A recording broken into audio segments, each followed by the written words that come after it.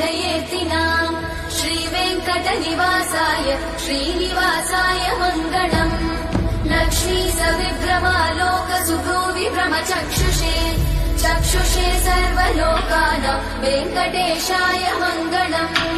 श्रीवेङ्कटाद्रिशृङ्गाग्रमङ्गलाभरणाङ्गये मङ्गलानां निवासाय श्रीनिवासाय मङ्गलम् सर्वावयव सौन्दर्य सम्पदा सर्वचेतसां सदा सम्मोहनायास्तु वेङ्कटेशाय मङ्गलम् नित्याय निरवध्याय सत्यानन्दचिदात्मने सर्वान्तरात्मने श्रीमद् वेङ्कटेशाय मङ्गलम्